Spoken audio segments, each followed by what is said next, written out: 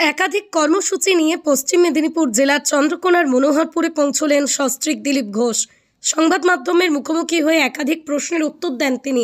দিলীপ ঘোষ প্রসঙ্গে দিলীপ ঘোষের স্ত্রী সংবাদ মাধ্যমকে প্রতিক্রিয়া দিলেন, দিলীপ ঘোষের জনপ্রিয়তা আছে, দিলীপ ঘোষ অদ্বিতীয়, বেঙ্গলে এখনও ওনার জনপ্রিয়তা আছে, ওনার পুরনো সিরিয়াস বলবে উনি কি ছিলেন, বাকিটা সময়ই বলে দেবে।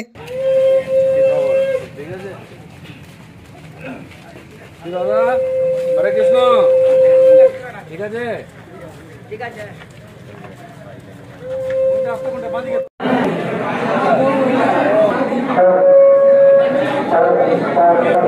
এর আগে ঘাটাঘাটি গুরুত্ব দেয়নি, তাই এখানে মাস্টার প্ল্যান হয়নি।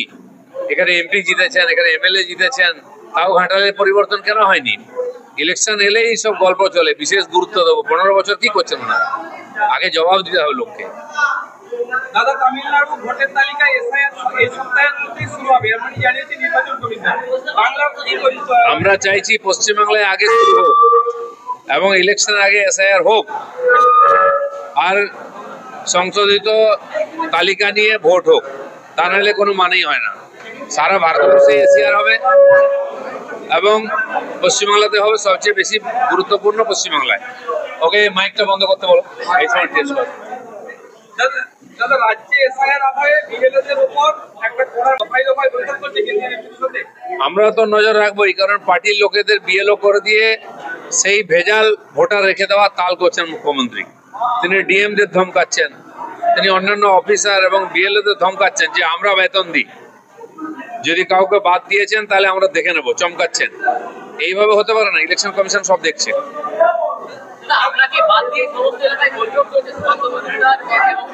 যারা পদাধিকারী আছে তারা বৈঠকে যাবে, আমি পদাধিকারী নাই, আমি কোনো বৈঠকে নাই, আমি জনসভায় আছি আপনাদের সঙ্গে। ইলেকশন আসুক, তখন ডাকলে যাবো।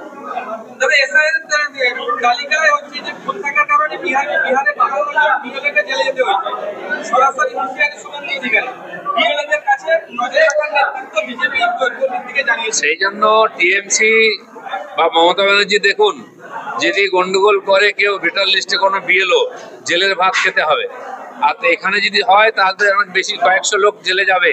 সেটা না হয়, বিএলওরা যেন সাবধান থাকে, ইলেকশন কমিশন কাউকে ছাড়বে না। দলের নির্দেশ থাকাও তৃণমূলের হুমায়ুন কবির বারবার বেলাগাম হচ্ছে, এই জন্য কিন্তু তৃণমূল একটা স্পেশাল সেল করে মাঠে নামাচ্ছে তৃণমূল কর্মীদের। এই বিষয়ে আপনি কি প্রতিক্রিয়া দেবেন? স্পেশাল সেল কি করবে? টিএমসি তে কোনো ডিসিপ্লিন আছে, কোনো সংবিধান আছে? একদিন চলছিল, এখন সবাই শেয়ারা হয়ে গেছে, কেউ কাউকে মানে না। কত মিটিং, কত কোর কমিটি, কিচ্ছু হওয়ার নয়, 20 এখন মাথায় উঠে গেছে।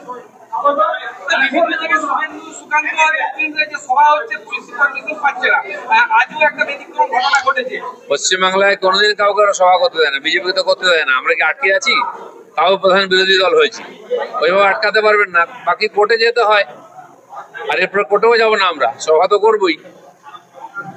হয়ে গেছে।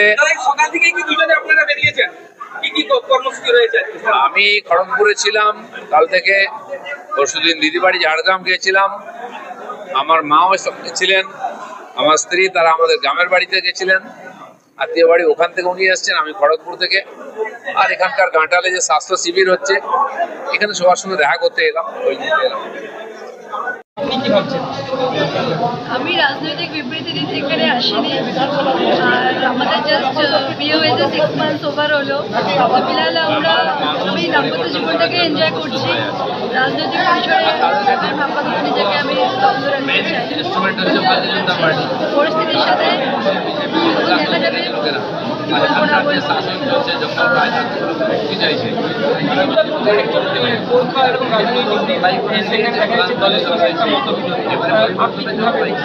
আমি কেন বলতে যাবো এইসব বিষয়ের কথা?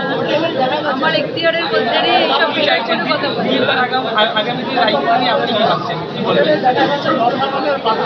আমার মনে হয় উনি ছাড়া উনি হচ্ছেন অদ্বিতীয়। ওনার অপশন বেঙ্গলে এখনো জানি না, পাবলিকের জনপ্রিয়তা আছে। ওনার প্রিভিয়াস রেজাল্ট বলবে উনি কি ছিলেন, বর্তমান পরিস্থিতি আর আগামী ফলাফল কি হবে, ওনাকে কতটা প্রয়োজন হবে না হবে সেটা সময় বলে দেবে। আমার কিছু